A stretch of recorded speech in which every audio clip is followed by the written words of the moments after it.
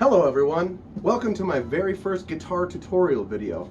Now I don't think that I know enough about guitar and music to even warrant a tutorial video, but now the reason I'm doing this tutorial is because I myself went to YouTube to try and learn this song.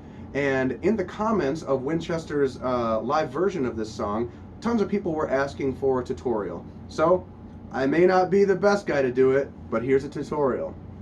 Disclaimer! I know nothing about music theory, and I'll barely be able to tell you the names of the notes that I'm playing here on the guitar. What we're here for is to show the basic fingerings of the chords, their positions, and I can probably get into the solo a little bit, but I by no means have ever claimed to be a lead guitarist. The song that we're going to be going over is called Gospel of Good Times by Wynchester. Pretty simple song, and it's in drop D tuning, which tends to make everything easier. In this particular song, it gives you an extra note to kind of ring on. You can always kind of leave it ringing as long as you're not fretting it in many of these chords.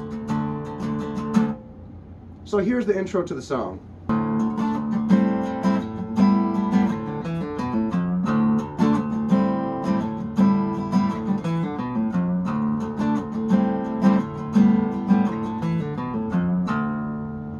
So here we go.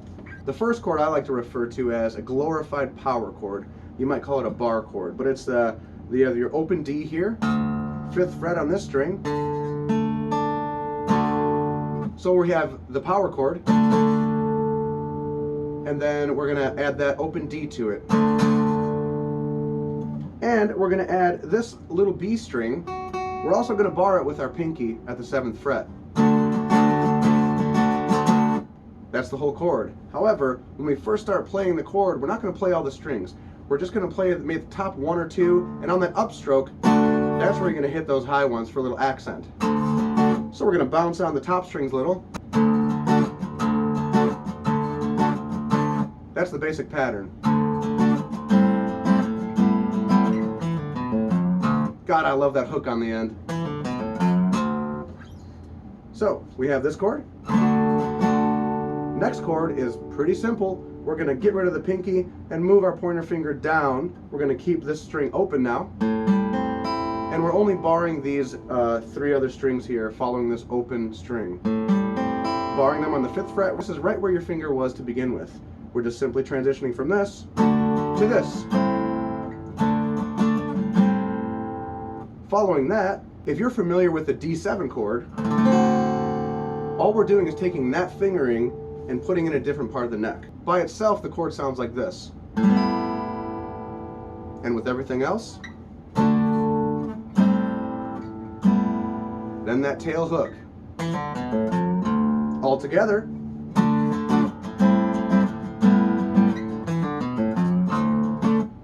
Now when you pull off of that bended 3rd fret here, it gives you time to slide up here and catch that upstroke for that accent on the high strings.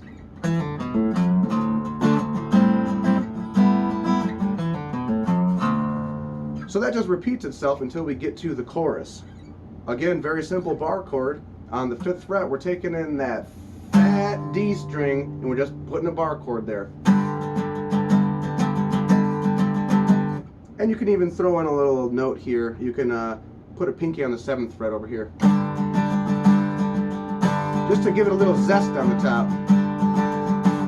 So now I'll show you the chord progression so far with some lyrics on top so you can see where the lyrics fall in relation to the chords. We headed out early, just in time for that old sun to rise.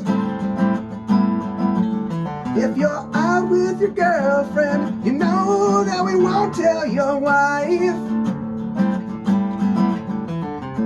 Then we get to the chorus, and we'll ride,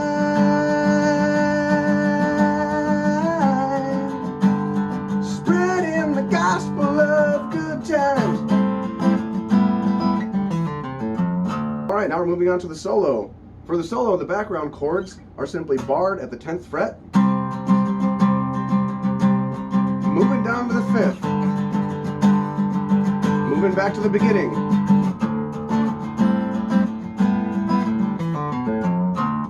So while you're barring that 10th fret, your other fingers kind of naturally fall into position where that scale is, where they play the solo.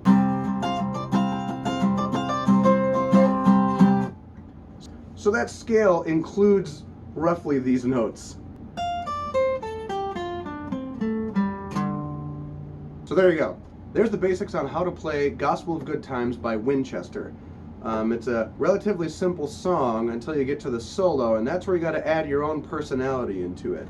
I've showed you the basic positions on where you can pull those notes from while you're solo, and I encourage you to just mess around with those scales while you're playing those chords in your head.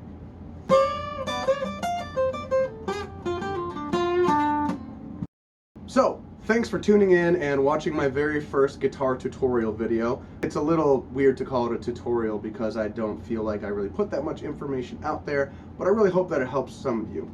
If I continue to do these, I'll be upgrading the camera and the shots and everything to give you a little bit more of a close-up on what's going on the fretboard. Hey, I'm editing this video right now and I realized that I didn't say thank you at the end, so I'm just here to say thanks for watching. Because these guys really have a good way of playing with each other, because John and Mike have a great, what's that called? John and Mike have a great chemistry. Because John and Mike have a great chemistry both vocally and with their guitar harmonies.